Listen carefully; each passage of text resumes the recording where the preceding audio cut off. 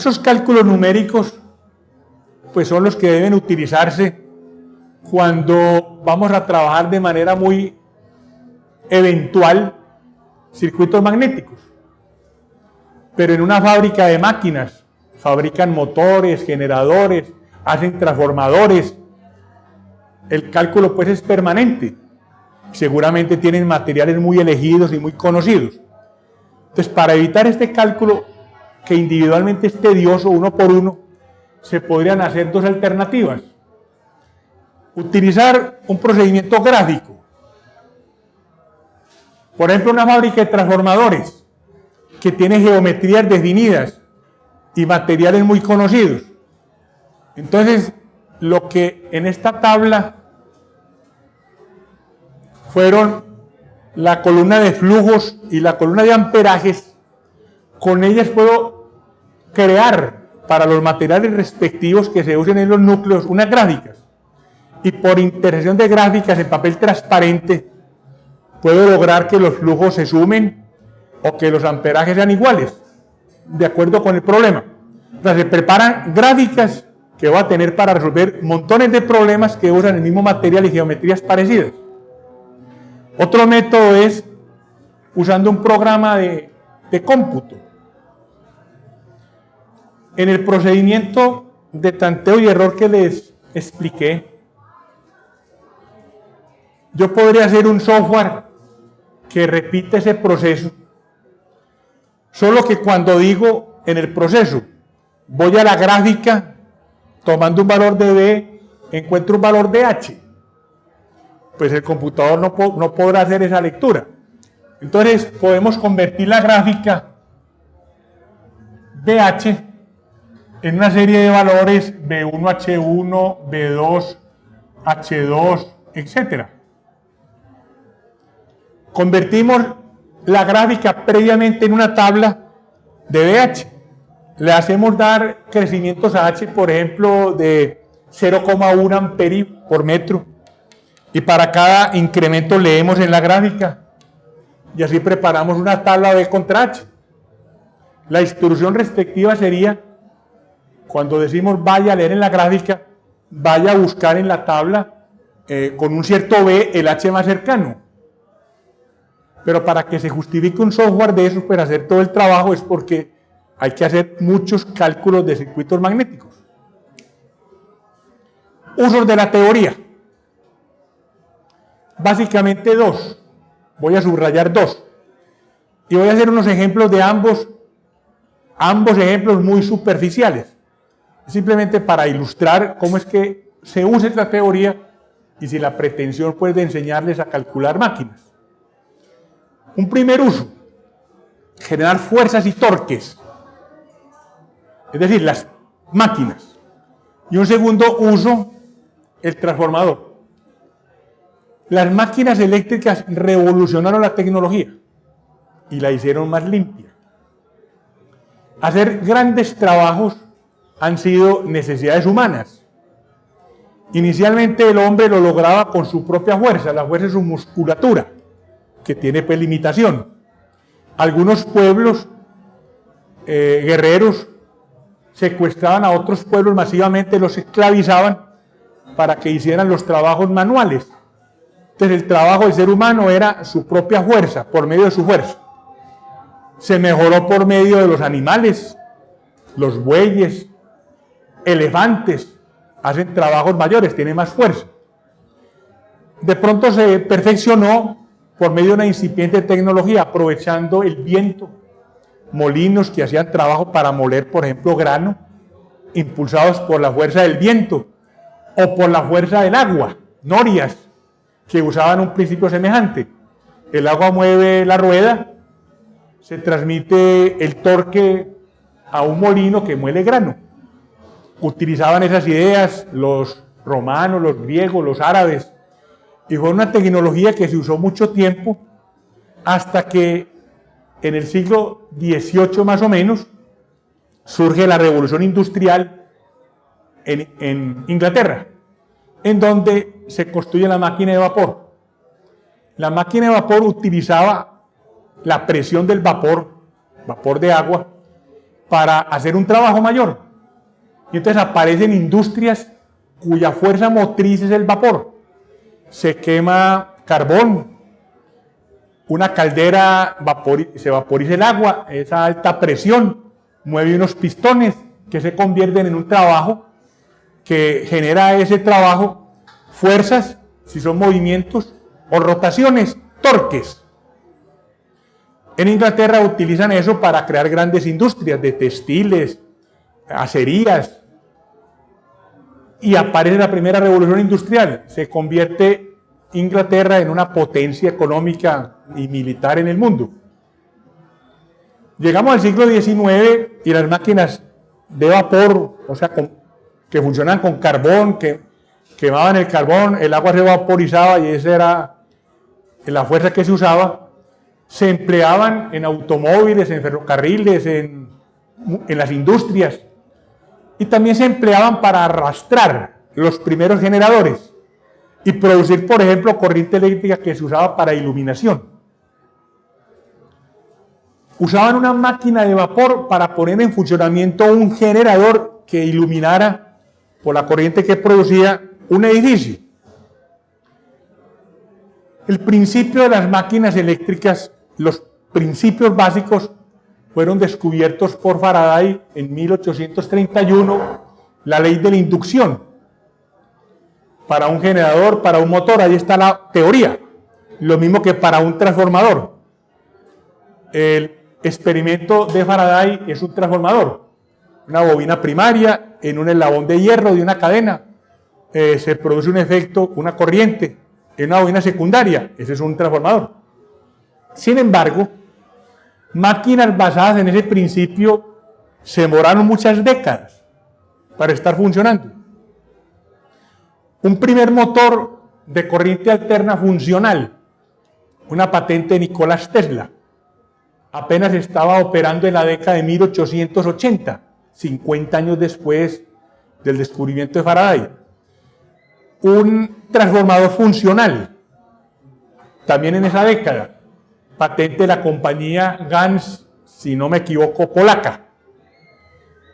Un primer generador funcional, patente de Siemens, en la década de 1860. O sea, mucho tiempo después de que la teoría estaba lista. ¿Por qué se demoraron tanto en aparecer los inventos funcionales? Es decir, máquinas que realmente funcionen, que cumplan lo que se piensa de ellas sin riesgo. Había dos problemas. Primero, no se necesitaban. Estaba la máquina de vapor.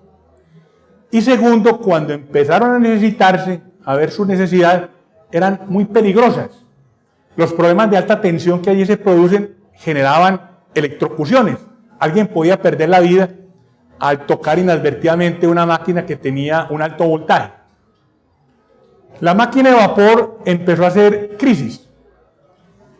La máquina de vapor quema el carbón de piedra, lo queman, vaporizan el agua, la fuerza de esa presión es la que hace trabajar la máquina. En principio eso requiere un operario, alguien que esté pendiente de que la presión de la máquina no aumente al punto de que pudiese estallar. Podría ocurrir. Hay que tener un operario ahí pendiente de que eso no ocurra. Si esa máquina, si esa caldera estalla, pues eso es una bomba que podría pues matar personas o tumbar un edificio perfectamente. Es una alta presión.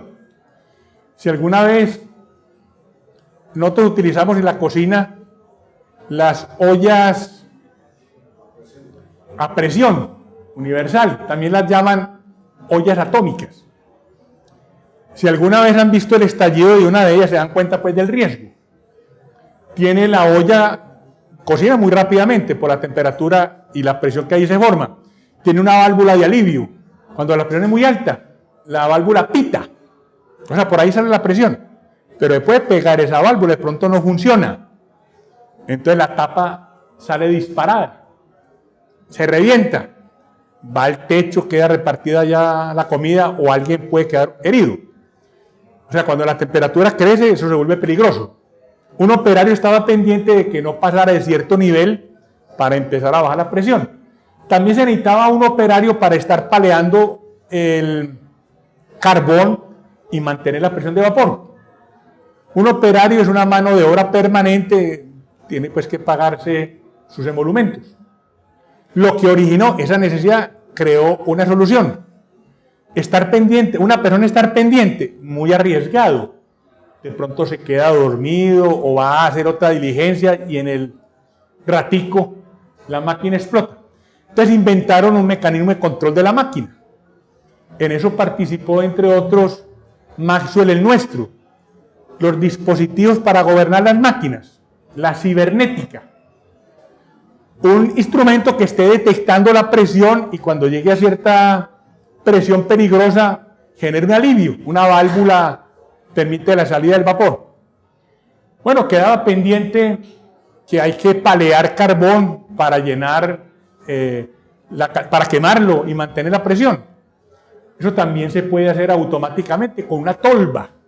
Usted tiene el carbón listo en un dispensador. Entonces, cuando la presión esté bajando porque se está agotando el carbón, un servomecanismo, abre la tolva, lo que sea necesario para alimentar la máquina. Entonces el operario desaparece y empieza uno a depender de que realmente hay un dispositivo que chequee que la máquina no aumenta la presión y que mantenga alimentada la caldera. Y empieza uno a creer pues en las máquinas. Si cualquiera de los dos dispositivos se daña, las cosas se dañan. Eventualmente había un accidente. Resueltos los dos problemas, había otro. La iluminación es una enorme ventaja. Todo el mundo quería tener en su casa alumbrado, especialmente después de que se inventa por Thomas Alva Edison la bombilla, con un filamento que duradero. Entonces en cada casa se instalaban bombillas, había que llevarles corriente para iluminarse por la noche. Es que la alternativa era iluminarse por medio de velas. Ahí sí vale decir, preparando un examen al día siguiente, que hay que quemarse las pestañas. Entonces había que tener eso, iluminación. Implicaba tener en la casa, en el sótano o de pronto en la manzana una caldera, una máquina de vapor para alimentar el generador de esa casa o de esa manzana. Además empieza la industria a desarrollarse. Ahí se requieren máquinas eléctricas, que eran arrastradas por la máquina de vapor. Entonces la ciudad empieza a llenarse de máquinas de vapor, todas quemando carbón. Consecuencia, el humero. Londres, que era la gran ciudad industrial, empieza a llenarse de un humo malsano que al juntarse con la humedad ambiental, digamos la neblina normal, da lugar al smog, a la calina que llamamos acá, que genera problemas respiratorios. Aquí en Medellín hay problemas respiratorios por la contaminación que proviene de la quema de combustible diésel en los buses, un diésel muy malo. Todos respiramos eso genera efectos dañinos, crea problemas de alergias respiratorias, al que está más de mala le puede dar un enfisema, una neumonía, muertes particularmente en ancianos y en niños. Entonces es un problema. Finalmente la gente protesta, sáquenos las fábricas de aquí de la ciudad, ese humero no lo aguanta nadie. Entonces aparece pues una colisión entre la salud de la gente y la economía. Hay que dar salida por la salud de la gente, hay que llevarse las máquinas de vapor lejos y hay que traer más bien su energía. Eso hará necesaria las líneas de transmisión, que es el capítulo que sigue. Entonces aparece una necesidad que no había antes.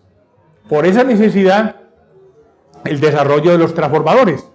Es que antes no había necesidad de tener altos voltajes.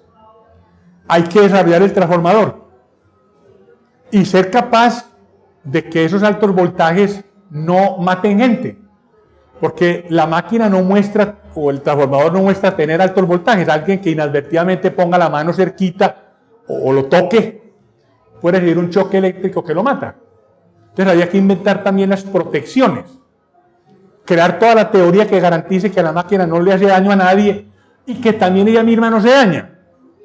En un transformador internamente de altos voltajes, perfectamente puede saltar una chispa de una parte del transformador a otra y crear un daño.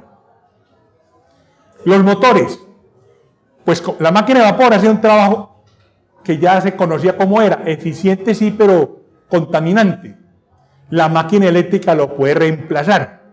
Entonces, aparecen esas necesidades y la teoría, digamos, la teoría de Faraday empieza a ser necesaria para construir esas máquinas. Todas esas máquinas tienen dos características comunes a todas ellas. Un núcleo que es de un material ferromagnético, que es el que se encarga de llevar el flujo magnético de un punto a otro. Y una bobina que las energiza, que se usaba para ambas cosas. Las bobinas son formadas por hilos conductores que se arrollan alrededor del núcleo. El hilo que existía en la época, el común y corriente, no era de cobre. Hilos de cobre sí se fabricaban para joyería, aretas, anillos, pulseras, en general adornos, pero con la pretensión de conducir corriente eléctrica, no, hilos de kilómetros de largo, no, pero sí había hilos de kilómetros de largo en hierro, en acero, para colgar ropa, para amarrar. Entonces, lo primero que se les ocurrió, usemos ese tipo de hilo en las bobinas. Problema que se encuentran, ese no es el mejor hilo conductor, es que el hierro disipa mucha energía por efecto Joule, tiene una resistencia que es relativamente bajita comparada con la del cobre. Investigan más materiales a ver cuál es mejor, encuentran que el cobre es el mejor. Hay uno que es mejor que la plata, pero es que ese es muy costoso, entonces el práctico es el cobre. Ya está la tecnología para fabricar hilos de cobre, ya hay que hacerlas masivamente, kilómetros de hilos de cobre. Ese es el material que se usará en las bobinas. Pero hay otro problema. Los hilos de cobre descubiertos, al formar la bobina, van a dar lugar a un cortocircuito.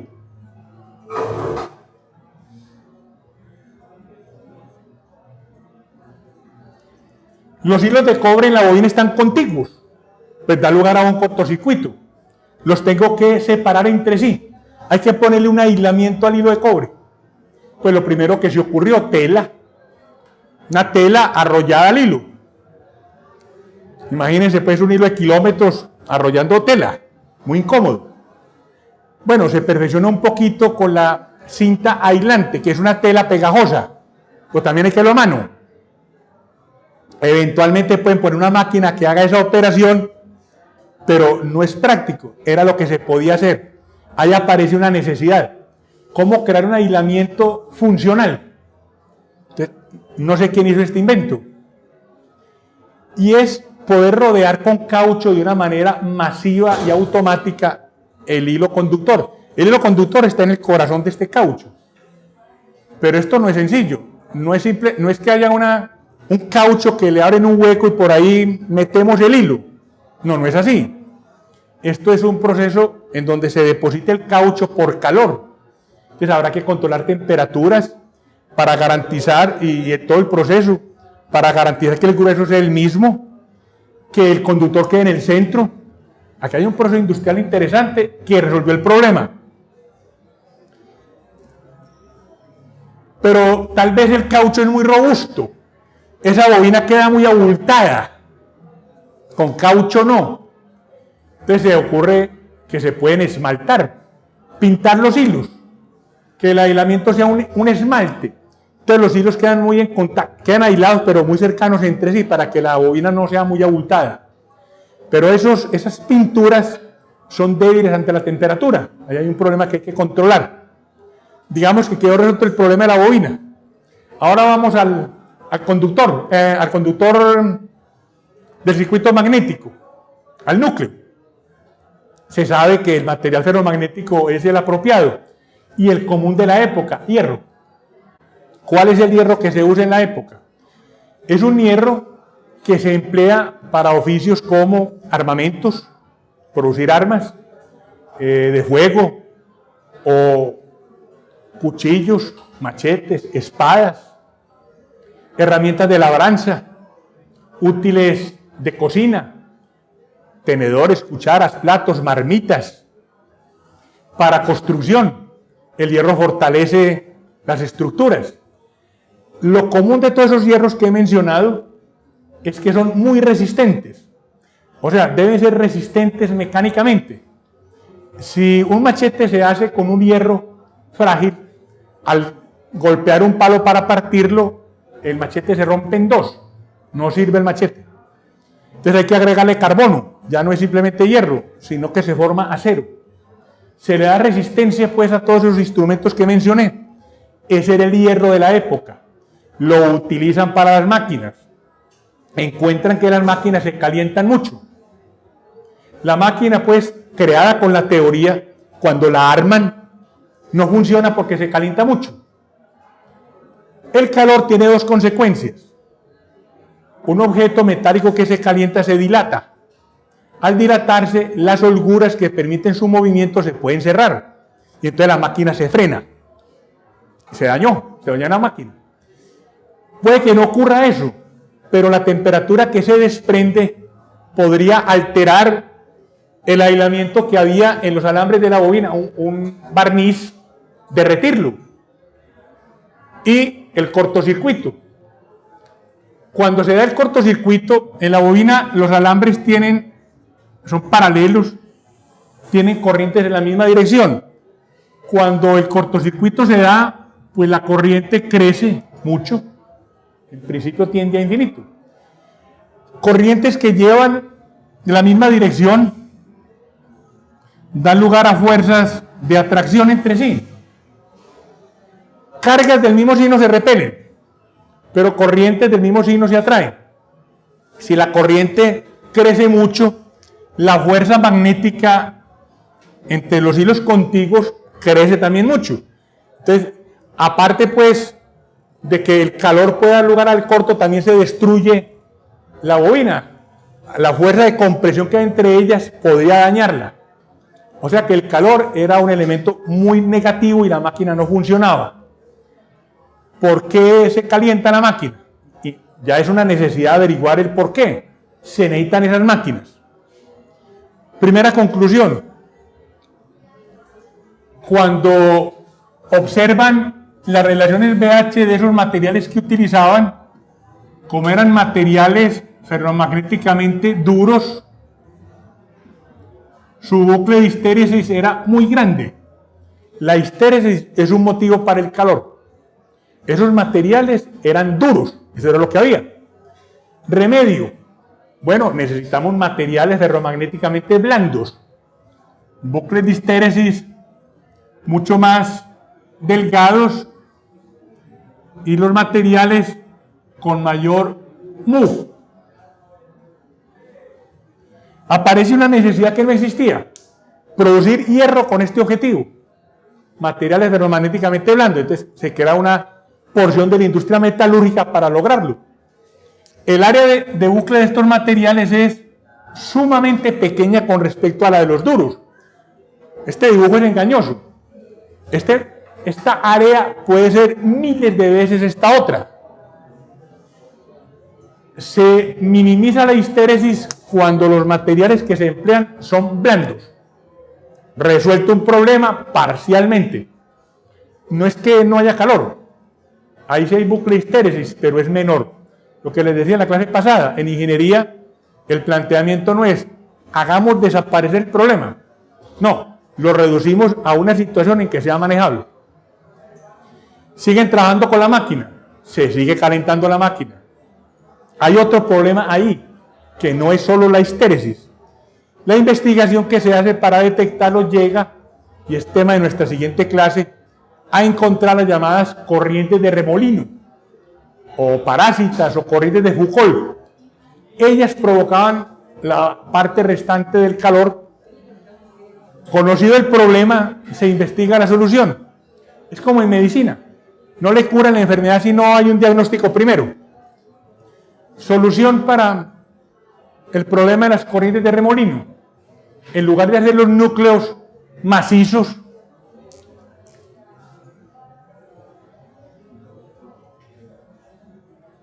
que ese circuito magnético sea un material macizo fraguado en una sola pieza, que más bien se haga el ensamble del núcleo por medio de laminillas delgadas. Tenemos en la siguiente clase que por medio de laminillas las corrientes de remolino producen calor, pero un calor que tiende a disminuir según el número de ellas. Ya se resolvió ese segundo problema. La máquina se sigue calentando, pero la temperatura que se produce se puede evacuar con un ventilador, se puede evacuar utilizando un radiador abierto al aire. Un radiador es un elemento metálico que por contacto con el aire pues le lleva el calor al aire y al mismo tiempo se enfría. La máquina se calienta, pero ya se puede administrar. De vez en cuando escuchamos que aquí se prende el ventilador, ¿no es cierto? Este dispositivo, esta máquina tiene en su interior un ventilador. La palabra máquina pues realmente no está bien usada, pues este dispositivo. Cuando aumenta mucho la temperatura, arranca el ventilador. Hay un sistema que chequea, el ventilador enfría. Una vez que se llega al nivel apropiado de temperatura, se apaga el ventilador. Entonces ya hay manera de administrar el calor. Vamos entonces a los dos efectos. Se creó la necesidad de tener máquinas porque el mundo se industrializa. Esas máquinas se necesitan. Producen fuerzas y torques. Se crea la necesidad de transmitir energías a distancia, manejar altos voltajes. Entonces se necesitan transformadores. ¿Por qué no había transformadores antes? No se necesitaban. Y además eran riesgosos. Hubo que esperar 50 años para tenerlos funcionales. Vamos al primer caso. Generar fuerzas y torques. Por ejemplo, una muy elemental máquina. Tengo una barra de un material ferromagnético con forma de esta U. Vamos a suponer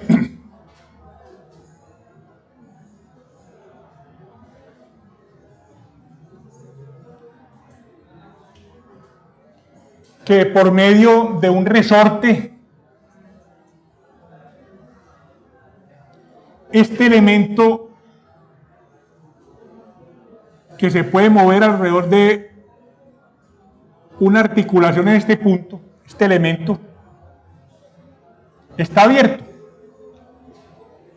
Un resorte, digamos que a su constante resorte, jala este elemento que gira con respecto a este punto y se abre. Digamos que por aquí tengo la continuidad de una corriente de un circuito eléctrico, por ese elemento móvil. Eventualmente esa corriente puede aumentar mucho. Un cortocircuito que se produce, una corriente alta, puede producir daños, como un incendio. Necesitamos quitarla. Entonces, se está sensando la corriente. Cuando la corriente llegue a cierto nivel peligroso, se activa otra corriente. Cuando la corriente esta llegue a un nivel que se considera de riesgo, inmediatamente se activa la corriente que energiza esta bobina. Al energizarse la bobina, se produce en ese camino de hierro un flujo magnético. Y aquí, una atracción entre estas dos porciones de hierro. Esta atrae a esta, que puede girar alrededor de este punto. Pero para lograr arrimarla, tiene que vencer la fuerza del resorte. Y ponerla de esta forma.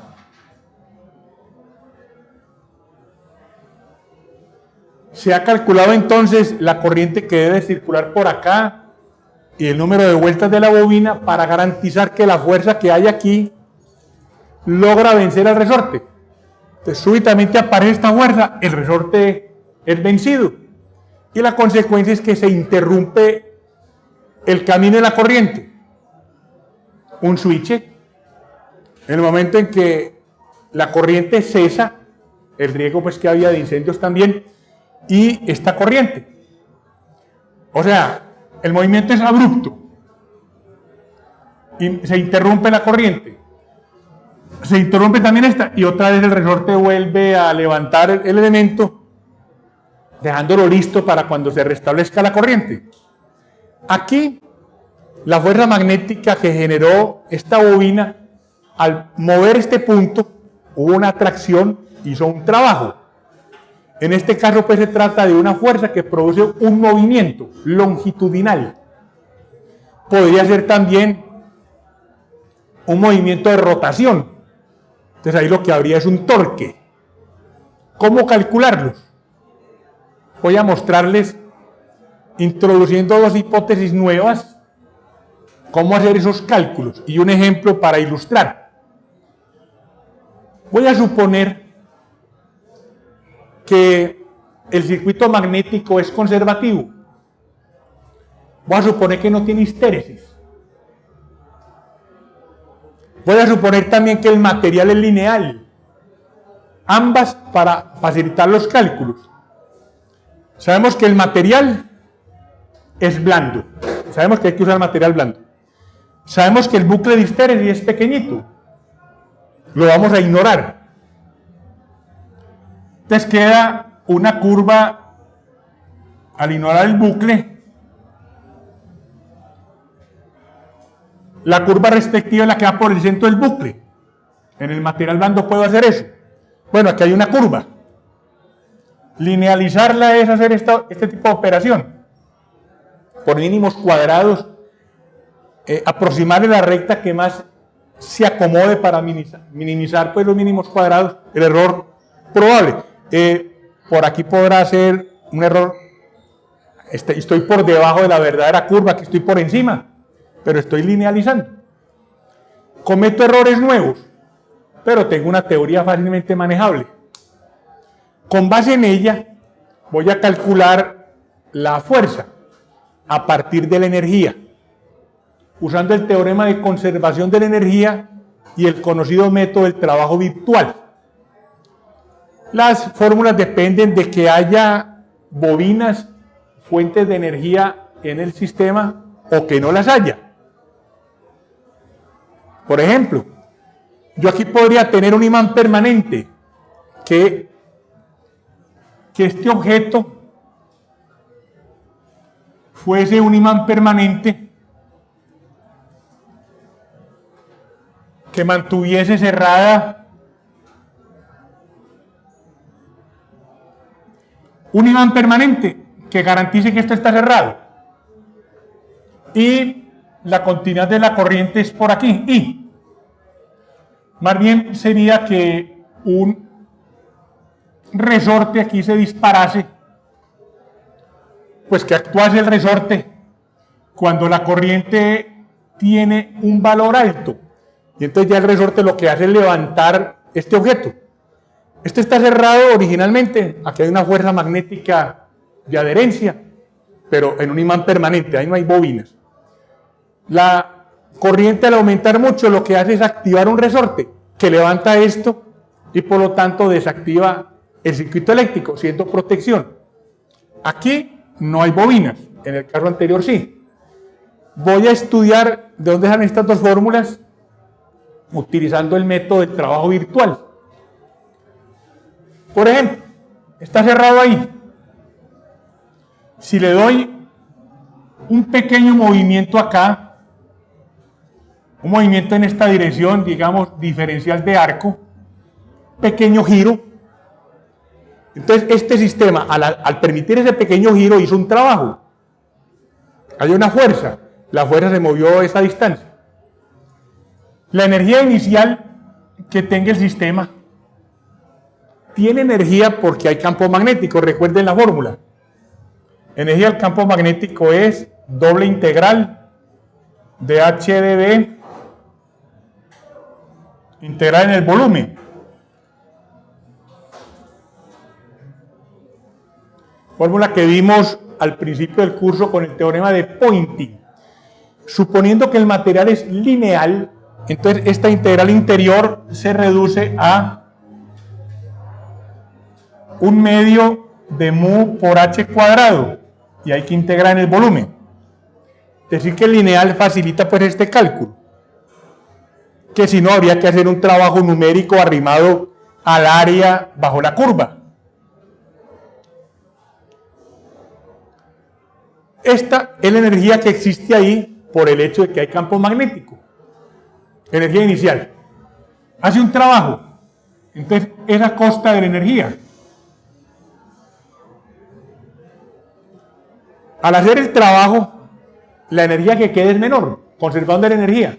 La energía inicial es igual a la final más el trabajo que se hizo. Paso a restar esta energía. Energía final menos energía inicial más el trabajo hecho. Ese cambio de energía lo puedo llamar diferencial de U, suponiendo pues que el trabajo aquí fue muy pequeñito, diferencial. Y el trabajo es F de S. El diferencial de una función escalar se puede escribir como el gradiente de la función por el diferencial de arco.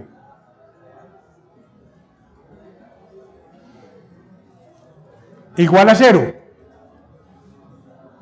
O sea que de ese punto gradiente de U más F igual a 0. La fuerza que hace el circuito magnético para evitar que esto se mueva, pues se calcula, de esta igualdad sale F igual a menos gradiente de la energía, si no hay bobinas.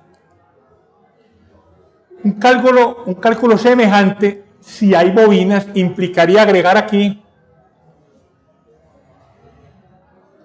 la energía que aporten las bobinas. Son fuentes de energía externa. Cuando se hace la deducción respectiva, encuentro F igual a más. Hay un cambio de signo. Gradiente de energía. Calculo la fuerza, si calculo la energía, le saco el gradiente y me da la fuerza. Más detalles sobre estas deduccciones, les ruego que las consulten en libros de teoría electromagnética, particularmente en el libro del staff del MIT, de circuitos magnéticos y transformadores.